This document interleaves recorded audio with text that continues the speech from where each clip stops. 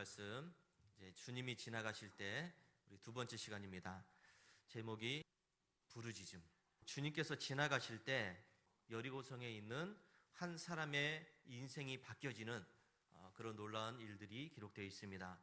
지난주에 우리 시리즈 첫 번째 설교에서는 혈류증에 걸린 그 여인이 예수님의 옷자락을 꽉 붙잡았더니, 그죠? 하프터 했다고 그랬죠. 예수님의 옷자락을 꽉 붙잡았더니 그것을 통해서 이 여자에게도 삶이 변화되는 놀라운 일들이 일어났습니다. 주님께서 지나가신다는 것은 여러분 참 대단한 일이에요. 이걸 우리가 어떻게 보면은 잘 받아들여야 돼요. 주님이 지나가실 때 아무런 목적 없이 의미 없이 지나가시는 것이 아니라 목적이 있다는 것이죠. 근데 그 목적에 맞게 우리가 그 부르심에 붙잡든지, 오늘 말씀에서 부르짖든지 그렇게 해야 우리의 삶에 변화가 있다는 사실을 기억하시기 바랍니다. 주님께서 우리 곁을 지나가시고 계시죠. 근데 우리는 놓칠 때가 참 많다는 것을 보게 돼요. 아무런 느낌도 없이 감정도 없이 그냥 주님이 지나가실 때 모르고 그냥 넘길 때가 많은데, 그러면 안 되겠죠. 이제 우리는 주님이 지나가실 때 그 기회를 놓치면 안 된다는 것을 기억하시기 바랍니다. 자, 오늘 말씀은 이제 지난주에는 붙잡는 손, 예수님의 옷자락을 꽉 붙잡는 그 내용을 이제 살펴봤고, 오늘은 예수님을 간절하게 부르짖는 그 부르짖음, 그것을 이제 생각하려고 합니다. 하나님께서 우리에게 은혜의 빛을 비춰주실 때 우리 인간은 자신에게 있는 이 자유의지를 통해 가지고 그 응답해야 돼요. 오늘 이제 자유의지에 대한 이제 교리적인 부분이 이제 추가가 되어 있는데, 지난주에는 선행 은총을 강조했다면 오늘은 이제 자유의지입니다. 그래서 자유의지를 통해서 우리가 하나님께 부르짖어야 되고, 이 부르짖음은 곧 또 회개하고도 연결이 되어 있습니다. 오늘 말씀에서 46절 보니까 바디메오라고 하는 사람이 있죠. 근데 이 사람은 어떤 사람이었냐면, 한마디로 이야기하면 비참한 인생을 살고 있는 사람이었습니다. 이 사람을 이야기할 때 세 가지 단어가 있어요. 첫 번째는 맹인이었다, 두 번째는 거지였다, 세 번째는 길가에 앉아 있었다. 이 세 가지예요. 자, 맹인, 그리고 거지, 길가. 이 세 단어를 들으면 어떤 생각이 들까요? 그 사람에 대해서. 예, 그렇죠. 이 맹인, 거지, 길가, 야, 이 사람 참 대단한 사람이야, 부자인 것 같아. 그렇게 생각하는 사람은 없을 거예요. 맹인, 거지, 길가. 딱 이 얘기만 들으면 참 불쌍한 사람이구나, 안타까운 사람이구나, 딱한 사람이구나. 그걸 우리가 이제 느낄 수 있죠. 당시 여리고라고 하는 것은 어떤 지역이었냐면, 그야말로 종려나무에 성읍 해가지고 풍성한 지역임을 이야기합니다. 여리고가 부자 동네예요. 부자 동네이기 때문에 그곳에 있는 사람들도 역시 마찬가지로 부자로 살고 있었다는 이야기입니다. 자, 그런데 오늘 말씀에 있는 이 바디메오라는 사람은 전혀 부자하고는 상관이 없는 사람이죠. 사람들이 누리는 그 풍요로움을 누리지 못하고 있는 사람입니다. 주변 사람들이 잘 먹고 잘 살고 있을 때 이 사람은 전혀 그와는 상관이 없는 사람이죠. 그에게는 오직 칠흑 같은 어둠만 있을 뿐이었고, 또 사람들의 비난이 있었고 늘 배고픈 사람이었다는 것을 볼 수가 있습니다. 당시에 이 시각장애인, 이제 맹인이죠. 이 맹인은 신체적으로 불편한 것뿐만 아니라 사람들이 어떻게 생각하냐면, 이 사람은 죄인이기 때문에 눈이 먼 사람이야, 그렇게 이제 취급을 했습니다. 너는 죄인이기 때문에 눈이 먼 사람이야, 앞을 못 보는 사람이야, 저주받은 사람이야, 이런 개념이 있었죠. 그래서 종교적으로 이 사람은 죄인 취급을 당합니다. 인정을 받지 못한 사람이고, 사회적으로도 주변 사람들이 이 사람들한테 관심을 갖겠습니까? 아무것도 할 수 없는 사람인데, 그저 길가에다 그냥 앉혀놓으면 누군가 지나가다가 동전 한 푼 던져주면 그거 가지고 이제 경근히 이제 먹고 사는 사람이, 사회적으로 철저히 소외되고 외면받는 사람, 비참한 사람이 바로 이 맹인 바디메오입니다. 자, 이 바디메오가 길가에 앉아 있었다. 이것은 그의 인생이 주인공이 아니었다는 것을 이야기합니다. 주인공이 아니라 밀려난 사람, 주변인, 버림받은 사람, 이렇게 우리가 생각을 할 수 있습니다. 이것은 죄 때문에 영적으로 파산해 있고, 스스로는 하나님을 찾을 수도 없고 하나님의 빛을 볼 수도 없는, 그야말로 비참한 사람, 전적인 무능력의 상태를 이야기하는 이 사람을 볼 수가 있습니다. 우리가 지난주에 혈류증에 걸린 그 여인도 역시 마찬가지로 비참한 상태였다고 그랬죠. 이 사람도 역시 마찬가지로 비참한 상태입니다. 이게 바로 저와 여러분의 모습이었다는 것입니다. 우리가 전에는 이렇게 비참했었는데, 사람들한테 이리 치이고 저리 치이고 밀려났던 사람인데, 주인공이 되지 못하고 주변인으로 살았던 사람인데, 근데 우리가 구원받음으로 인해서 하나님 우리를 높여주셨다는 사실을 믿으시기 바랍니다. 우리에게도 역시 마찬가지로 길가와 같은 이런 순간순간들이 있을 수도 있습니다. 예수 믿고 구원받고 신앙생활을 하고 있지만은 길가와 같이 여겨질 때가 참 많이 있습니다. 남들은 저만큼 앞질러 가고 있는 것 같은데 나만 여전히 이 제자리에 걸어 아무것도 할 수 없는 그 상태, 이렇게 느껴질 수도 있고, 또 인생의 중심이 아니라 주변에서 밀려난 것처럼 그렇게 버림받은 사람처럼 여겨질 때가 있다는 것입니다. 내가 그래도 한때는 잘 나갔던 사람인데, 내가 그래도 괜찮게 살았었는데 지금은 너무나 비참해져 있고 고통스러운 삶을 살고 있다고 느껴질 수도 있습니다. 그런데 여러분 기억하시기 바랍니다. 그 절망의 자리가 바로 주님께서 지나가시는 은혜의 통로가 된다는 것을 잊지 마시기 바랍니다. 비참하고 절망적인 순간에 우리는 주님을 만날 수 있는 절호의 기회가 된다는 것을 믿으시기 바랍니다. 이게 중요한 거죠. 잘 나갔을 때, 아주 멋진 인생을 살 때, 그때는 주님을 잘 만날 수가 없어요. 찾을 수가 없죠. 왜? 즐길 것이 많으니까, 내가 해야 될 일이 많으니까, 하고 싶은 것이 많으니까. 그런데 이렇게 점점 낮아져 가지고 아무것도 할 수 없는 그 상태, 아무것도 보이지 않아요. 할 수 있는 것도 없고, 그러니까 자연히 하나님을 찾을 수밖에 없는 것이죠. 절망의 자리가 바로 하나님을 만날 수 있는 자리임을 잊지 마시기 바랍니다. 자, 이렇게 절망의 소음 속에 있었던 바디메오의 귀에 예기치 못한 소식이 들려왔죠. 47절 말씀해 보니까 나사렛 예수시란 말을 듣고 그랬어요. 이 맹인은 그냥 길가에 앉아 있습니다. 여느 때와 마찬가지로 아무것도 할 일이 없어요. 그냥 길가에 그냥 죽치고 앉아 있는 겁니다. 누가 동전 한 집 던져주는 것, 요것만 이제 신경 쓰고 있는 것이죠. 근데 이 사람의 귀에 나사렛 예수시란 말을 들려지게 되는 거예요. 들었습니다. 근데 여러분, 예수님이라는 소리를 들었지만은 이 사람이 뭘 할 수 있나요? 예수님이 어디에 있는지도 모르고 어디쯤에 오는지도 모르고 뭐 할 수 있는 게 없어요. 그저 사람들이 막 이렇게 다니는 그 길, 또 사람들이 그날따라 또 많으니까 누가 누군지도 모르겠고 그냥 앉아 있는 것밖에 없죠. 그런데 이렇게 할 일 없이 길가에 앉아 있는 이 바디메오에게 예수님이 지나가신다는 소식이 들렸고, 그래서 그는 예수님이 어떤 분인지는 이미 알고 있었던 것 같아요. 예수님이 어떤 분이신지는. 예수님이 앉아 있으니까 지나가는 사람들의 이런 소리 저런 소리 들으면서 예수님이라는 사람이 있는데 하면서 그 사람이 병자를 고쳐준대, 문둥병자를 고쳐준대, 안진뱅이를 일으켜주고 수많은 사람들을 고쳐주었대.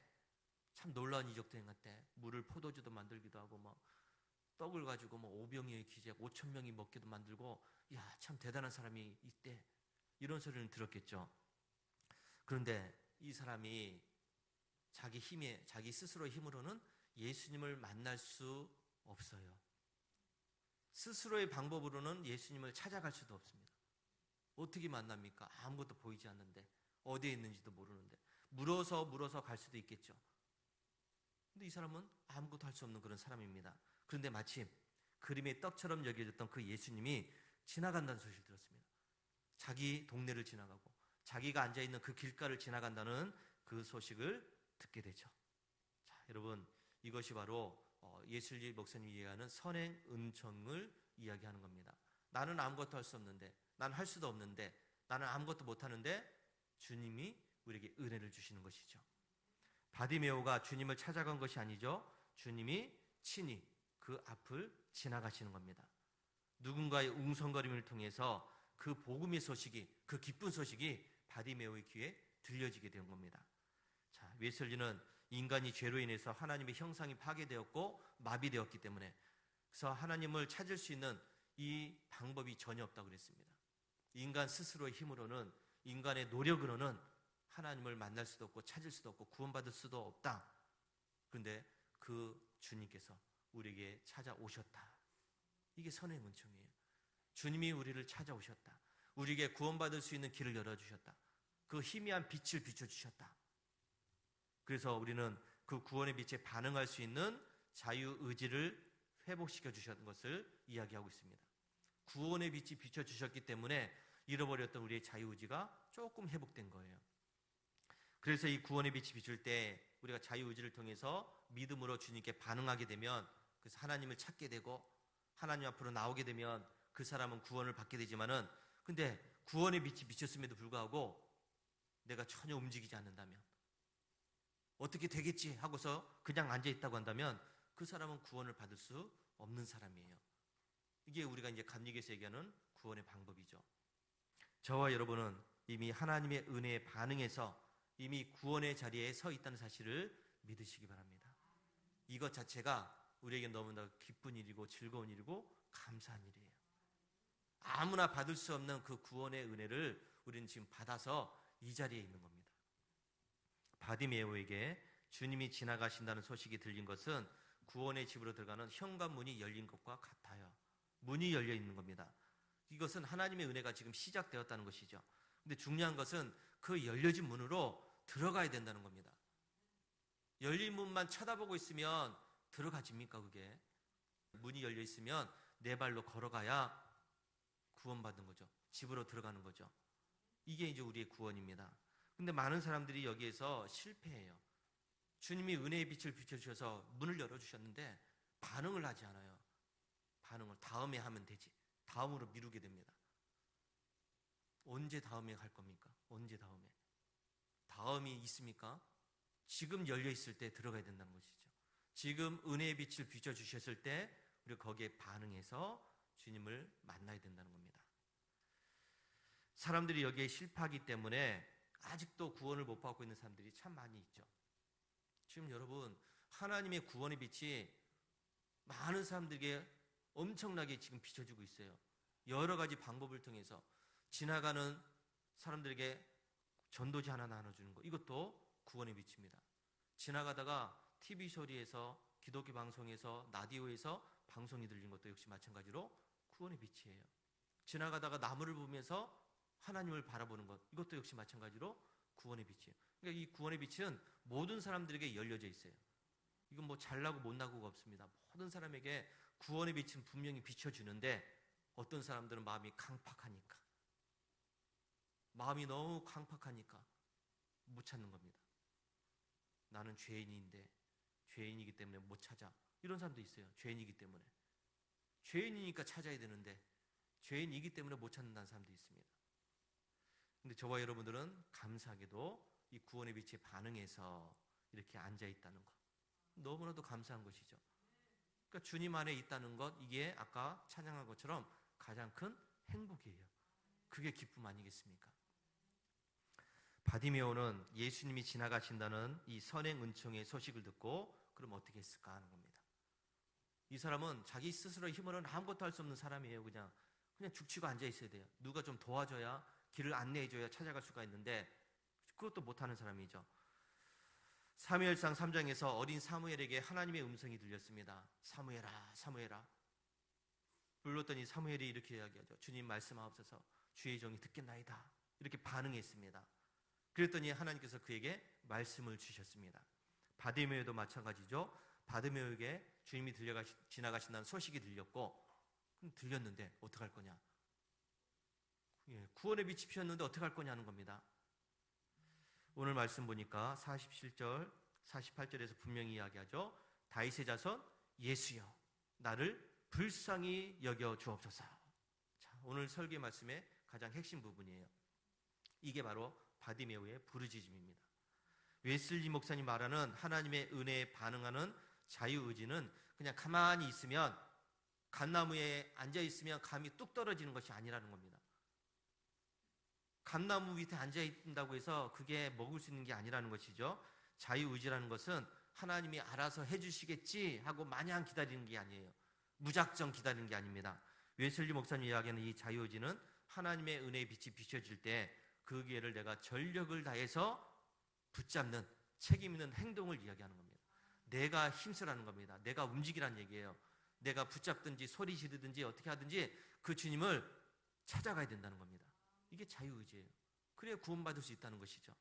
하나님의 은혜가 주어졌음에도 내가 반응하지 않으면 뭐 다음에 해야지, 언젠가는 되겠지, 나는 못해, 그렇게 그냥 있으면 그 사람은 구원의 은혜를 못 누리는 것입니다. 바디메오는 주님이 지나가신다는 소식을 듣고 지금 믿음으로 반응합니다. 다윗의 자손 예수여 나를 불쌍히 여기소서, 이렇게 막 소리 지르고 있습니다. 그냥 예수님이 어디에 있는지 모르니까 그냥 소리만 지르고 있을 뿐이에요. 자, 이 부르짖음을 우리가 헬라어로 엘레에손이라고 했습니다. 이것은 단순히 그냥 소리만 지르는 게 아니에요. 한 푼만 주세요 하고서 외치는 것이 아니라는 것이죠. 이것은 나는 주님의 은혜가 없으면 아무것도 못합니다. 나는 주님께서 도와주시지 않으면 나는 아무것도 할 수 없는 그런 사람입니다 라는 그런 마음으로 부르짖는 거예요. 하나님 앞에 모든 것을 지금 내려놨으니까 나를 좀 붙잡아 주세요, 나를 좀 어떻게 좀 해주세요 하는 그런 간절한 부르짖음이 바로 이 바디메오가 외치고 있는 소리예요. 바디메오는 지금 아주 처절하게 주님을 부르고 있습니다. 야, 여러분 생각해보세요. 지금 수많은 사람들이 웅성웅성거리면서 막 지나가고 있어요. 거기에다가 소리 지르면 어느 정도로 소리를 질러야 될까요? 사람들이 수렇게 많이 있으면서 막 이 얘기 저기 하면서 막 소리 지르면서 사람들이 막 밀치고 당기고 하는 그런 상황인데, 거기에 예수님이 들을 수 있도록 소리를 지르려면 얼마나 크게 질러야 되겠습니까? 그냥 질러서는 안 되겠죠. 자, 바디메오가 지금 그렇게 지금 소리를 지르고 있는 겁니다. 제가 그랬더니 사람들이 뭐라고 했죠? 좀 조용해라, 시끄럽다, 너 때문에 지금 아무것도 안 되겠다, 지금 그러고 있어 사람들이. 예, 한마디로 그냥 조용해라는 거죠. 그냥 입 닥치고 있으라는 겁니다. 너 때문에 아무것도 안 된다. 야, 이 사람들이 너무 매장하지 않습니까? 지금 간절한 사람인데 그 간절한 사람이 지금 예수님을 막 부르고 있는데, 그러면 사람들이 예수님 저 사람 좀 부르니까 좀 가보세요 이렇게 좀 도와줘야 되는데 오히려 이 사람을 억압합니다. 아무것도 못하게 그냥 너는 좀 조용히 있어라. 그게 얼마나 사람들한테 버림받은 사람이라는 것을 알 수가 있지 않습니까? 그랬더니 이 사람이 어떻게 했죠? 한 곳에서 찌그러져 있었습니까? 더욱 크게 소리 질렀다. 할렐루야. 이게 중요한 거죠. 더욱 크게 소리 질렀다. 이것은 야곱이 야복나루에서 하나님의 사자와 씨름할 때 나를 축복하지 않으면 내가 놓지 않겠습니다, 끝까지 붙잡고서 늘어지는 그 모습이라고 할 수가 있죠. 나를 축복하지 않으면 내가 놓지 않겠다 하는 이 결단이, 이 얼마나 큰 결단이에요. 바디메오가 지금 그렇게 하고 있다는 것입니다. 사람들이 조용하라, 잠잠하라 막 말만 했겠어요. 막 때리면서 막 조용히 하라고 그러면서 막 밀쳐내면서 했겠죠. 그랬더니 바디메오는 더욱더 크게 소리를 냈습니다. 더욱 크게. 이게 더 중요한 거 아닙니까? 여러분, 구원은 하나님께서 우리에게 일방적으로 푸시 밀어 넣어 주시는 것이 아니에요. 애따 구원받으라 주는 것이 아니에요. 주님이 지나가실 때 나의 목소리를 높여서 그분을 멈춰 세우는 믿음의 반응이 필요하다는 겁니다. 주님이 은혜를 주셨는데 나는 그냥 되겠지, 언젠가는 되겠지 이러고 그냥 잠자코 있으면 되는 게 아니라는 겁니다. 우리는 믿음으로 반응하라는 겁니다. 믿음으로. 바디메오의 이 부르짖음은 단순히 자기를 좀 봐달라는, 한 푼만 달라는 그런 소리가 아니잖아요. 지금 예수님이 지나가실 때 예수님 나 지금 힘드니까 돈 좀 주세요 그 얘기가 아니잖아요. 하나님의 은혜에 응답하는 어쩌면 가장 처절한 마지막 기회일지도 모르는, 인생에 딱 한 번밖에 올 수 없는 그 기회를 지금 이 바디메오가 자기의 자유의지를 통해서 믿음으로 주님을 부르고 있다는 겁니다. 바디메오의 이 부르짖음은 결국 주님의 발걸음을 멈춰 세웠습니다. 예수님이 그 소리를 들었습니다. 그리고 주님이 그를 부릅니다. 예수님 불러요. 와라, 나한테 와라. 예수님이 감이 좋은데 또 오라고 그래요. 그럼 이 바디메오가 뭐, 나 못 가요, 나 안 보여요, 그렇게 해야 됩니까? 어떻게 했죠? 50절 보니까 겉옷을 내버리고 뛰어 일어나 예수께 나오거늘. 여러분, 이런 믿음이 우리에게 필요한데 우리는 아무것도 안 하려고 그래요. 그냥 나 힘드니까요, 나 좀 괴로우니까, 나 지금 아무것도 못하니까, 나 너무 쓸쓸하니까, 외로우니까, 나 시험 들었으니까 그냥 이러고 있어요. 주님이 오라고 하는데 우리는 그냥 나 이러니까 주저앉아 있겠다는 겁니다. 그건 믿음이 아니죠. 그래가지고 언제 일어납니까? 언제? 주님이 부르실 때, 와라 할 때 그 자리에서 즉시 일어나 달려가는 거, 이게 이제 믿음이죠. 겉옷을 내버렸다 그랬습니다. 겉옷이라고 하는 것은 당시 사람들에게는 반드시 필요한 겁니다. 왜요? 낮에는 더운데 밤에는 춥기 때문에 이게 있어야 돼요. 안 그러면 얼어 죽어요. 그리고 유일한 재산이에요. 유일한 재산. 그리고 그의 신분을 증명하는 도구입니다. 이게 겉옷이었으면 깔고 앉아야 되는데 이것도 안 되죠. 밤에 춥죠. 자기가 누구인지도 모르죠. 그냥 불쌍하게 그냥 죽는 겁니다. 근데 그것을 내버렸다고 그랬어요. 겉옷이 중요한 게 지금 아니에요. 과거에 비참한 자신의 삶과 버림받은 이 인생을, 그래서 내 힘으로 살려고 했던 모든 것들을 이제는 다 버리겠다, 이 표현 아닙니까? 난 예수님이 부르니까 나 예수님의 뜻대로 살겠습니다.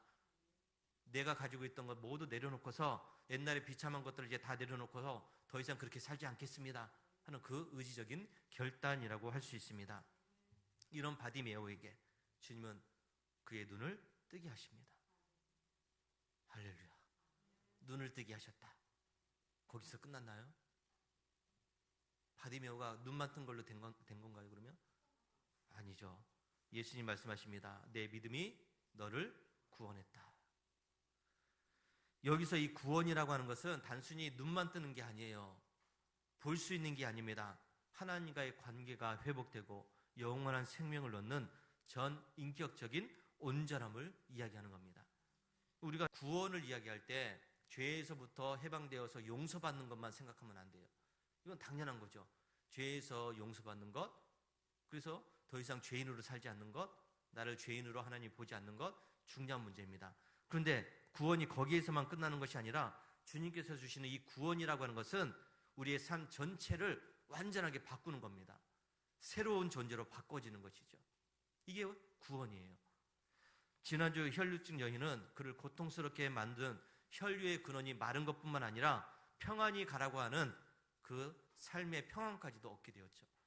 이게 온전한 구원이에요. 지금 바디메오도 마찬가지죠. 눈만 뜬 게 아니에요. 눈만 뜬 거라고 한다면 그의 구원은 이제 부분적인 겁니다. 한전적인 것이죠. 근데 과거의 삶을 이제 청산하고 주님 안에서 이제 내가 새로운 존재로 살 수 있게 되었다는 전 인격적인 구원이 그에게 지금 임했다는 겁니다. 자, 주님께서 묻습니다. 내게 무엇을 해주길 원하느냐? 야, 뭐 원하느냐? 그랬더니 대답하죠. 나는 보기를 원합니다. 당연하죠.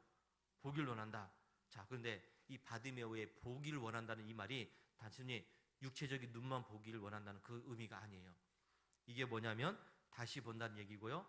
위를 뜬다는 얘기예요. 위를 본다는 얘기입니다. 그건 단순히 육체적인 시력만 회복되는 것이 아니라 하나님의 나라를 바라보는 영적인 눈이 띄어지기를 원하는 때, 이걸 지금 주님께 이야기합니다. 보기를 원합니다. 눈만 떠주게 해주세요. 눈을 떠가지고 뭐 내가 이래서 벌어먹고 살 수 있도록 해주세요. 이게 아니에요. 하늘나라를 바라볼 수 있는 눈을 뜨게 해주세요. 이 이야기를 지금 하고 있습니다. 여러분, 우리가 이 세상을 살아가면서 하늘나라를 바라보고 소망할 수 있다는 것이 얼마나 큰 영적 유익인지를 알아야 됩니다. 이 세상에서 내가 그저 잘 먹고 잘 살고 평안하게 살아가는 것, 뭐 행복하게 살아가는 것, 우리 가족 뭐 건강하게 살아가는 것, 이런 사람들에게는 하늘나라가 보이지 않아요. 성공해야 되는데 막 부자가 되어야 되는데 막 잘 돼야 되는데 높아져야 되는데, 이거를 목표로 삼고 살아가는 사람들은 하늘나라가 아니라 이 땅만 보입니다. 어떻게 해서든지 잘 살아야 되니까, 또 어떻게 해서든지 부자가 돼야 되니까, 어떻게 해서든지 막 높은 자리에 올라가야 되니까, 그러니까 땅의 것들만 가득가득 채우려고 애를 쓰게 되죠. 그러니까 이 사람에게 주일이 필요합니까? 주일이 뭐고 없잖아요. 가서 돈 벌어야 되니까. 주일이 왜 필요해요? 일단 부자가 돼야 되는데, 부자가 되고 나서 예수 믿으면 되지. 그렇지 않습니까? 그러니까 땅만 바라보고 살아가는 사람들은 영적인 감각이 없는 거죠. 하나를 바라보지 못하니까 일단 눈에 보여지는 돈을 벌어야지, 건강해져야지, 우리 가족 평안하게 살아야지, 뭐 이렇게 좋은 차도 타고 뭐 좋은 집에서 살고 이렇게 해야지. 이 사람은 그것만 바라보고 이제 살아가는 사람이죠. 하늘나라가 보이지 않습니다. 더 모아야지, 더 모아야지. 그러면서 통장에 그렇게 가득 쌓아 넣었음에도 불구하고 있는 것도 안 쓰죠. 뭐 있는 거 쓸 수가 없어요. 더 모아야 되는데 어떻게 씁니까? 그거를, 그 아까운 거를 아끼고 어떻게 해서라도 그냥 통장을 그냥 가득 채우려고 그럽니다. 1억을 모아놨는데 1억이 마음에 이게 양이 찹니까? 더 모아야죠. 2억을 모아야지. 2억을 모았더니 이제는 더 모아야 돼. 5억을 모아야 돼. 자꾸 그렇게 땅의 것만 채우려고 애를 쓰는 것이 바로 영적인 감각이 없는, 눈을 뜨지 못한 사람들의 모습이죠. 우리 신앙인들 중에, 예수를 믿는다고 하는 사람 중에 이런 분들이 굉장히 많이 있습니다. 교회는 다니는데 예수는 믿는다고 했는데 자기는 구원받았다고 하는데 땅만 바라봐요. 하늘나라를 바라보지 못하고 하늘의 소망을 갖지 못합니다. 그러니까 늘 뭐 돈 그러고요. 자기 주머니 털어가지고 뭐 좀 커피 한 잔 사는 것도 힘들어해요. 뭐 하나 사는 거 힘들어요. 그냥 가가지고 누가 사주겠지, 뭐 목사님 사주세요, 누구 뭐 권사님 사주세요, 막 그러면서 막 사달라고만 해요. 막 자기 돈을 풀어야 되는데, 웨슬리 목사님 지갑이 회개하지 않는 사람은 아직 회개를 못했다고 이야기했어요. 자기 지갑이 풀어져야 돼요. 할렐루야. 아이고, 그래서 저는 지갑을 막 풀려고 그러는데 우리 성도님들은 자기 지갑을 자꾸 풀어가지고 너무 감사해요. 할렐루야. 돈은 많이 모았지만은, 그러나 여러분, 돈은 많이 모았지만 결국 한 푼도 못 쓰고 이 세상을 떠날 수도 있다는 거. 이게 참 문제 아닙니까? 많이 모았는데 그거 누구 때문에 모은 겁니까? 아, 내가 쓰려고 모았는데 나는 한 푼도 못 쓰고 그냥 떠나요. 누구 좋으라고요? 부자가 되어서 높은 자리에서 올라서 떵떵거리지만은 가족들과의 관계가 깨져버리고 말았습니다. 사람들의 비난을 받아요. 사람들과 관계가 깨졌습니다. 멀어졌습니다. 이게 무슨 의미입니까? 선생님이여 보기를 원합니다. 이 말은 눈만 뜨게 해달라는 그런 의미가 아니라 주님이 주시는 그 하늘나라, 영원한 하늘나라를 바라보며 살겠습니다 라고 하는 결단입니다. 땅을 바라보는 육신의 사람이 아니라 하늘나라를 바라보는 영적인 사람이 되겠다는 그 말씀이에요. 저와 여러분에게도 이런 결심이 필요합니다. 주님으로 인해서 이 땅에서 그저 잘 먹고 잘 사는 거, 내가 병이 나와서 건강해지는 거, 좋은 직장 구해서 취직하고 승승장구해 나가는 거, 높아지는 것, 이것도 물론 중요하겠지만은 우리에게 더 중요한 것은 바로 하늘나라의 기쁨과 평안으로 가득 채워지는 삶을 살아야 될 줄로 믿습니다. 우리가 이걸 원해야 돼요. 많은 사람들이 부자가 되게 해주세요. 기도합니다. 내가 좋은 직장에 가게 해주세요. 돈 많이 벌게 해주세요. 뭐 어디 취직하게 해주세요. 합격하게 해주세요. 뭐 오늘 뭐 승진이 있는데 승진 잘 되게 해주세요. 막 이런 걸 막 구합니다. 근데 그걸로 끝이에요. 하늘나라의 기쁨과 평안을 구해야 되는데 세상의 것만 자꾸 구하고 땅의 것만 바라보고 그러다가 아무것도 아니에요. 여러분, 오늘 이 예배의 자리를 우리 주님이 지나가고 계시다는 사실을 잊지 마시기 바랍니다.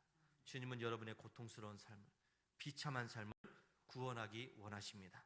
그래서 이미 여러분의 마음 가운데 자꾸 문을 두드리십니다. 선의 은총이죠. 너의 마음에 자꾸 문을 열어라, 문을 열어라, 자꾸 두드리십니다. 근데 이제 우리가 할 수 있는 것은 다른 게 아니죠. 우리의 선택을 해야 됩니다. 주님이 지나가실 때 무리 속에 섞여가지고 그냥 예수님이 지나가는 것만 구경만 하는 그런 사람이 될 것인가? 아니면 이 바디메오처럼 나의 체면과 환경을 다 내려놓고서 내 안에 이런 두려움을 다 떨쳐버리고서 나를 그저 불쌍히 여겨달라고 간절히 부르짖는 그 부르짖음을 해야 될 것인가? 우리는 늘 그걸 생각해야 돼요. 내가 그냥 가만히 앉아있을 건가? 아니면 어떻게 해서라도 주님을 찾을 건가? 주님을 붙잡든지 소리를 지르든지 뭘 해야 됩니다. 자유의지는 하나님이 내미시는 이 손을 맞잡는 우리의 책임이에요. 하나님은 손을 내미셨는데 우리는 손을 내밀지 않으면 붙잡을 수가 없습니다. 언젠가 하나님이 해주시겠지, 언젠가는 되겠지, 이거는 믿음이 아니에요. 믿음이 아닙니다. 지금 여러분에게 주어진 이 자유의지를 온 힘을 다해서 부르짖어서 사용하시기 바랍니다. 다윗의 자손 예수여, 나를 불쌍히 여기소서. 예수님, 나를 도와주세요. 예수님, 나를 살려주세요. 예수님, 나를 붙잡아주세요. 외쳐야 됩니다. 오늘 절망의 길가에 주저앉아 있던 우리의 인생이 이제 주님을 간절하게 부르짖음으로 가라, 내 믿음이 너를 구원했다, 이런 복된 인생으로 바뀌어지게 되기를 주의 이름으로 축원합니다. 할렐루야.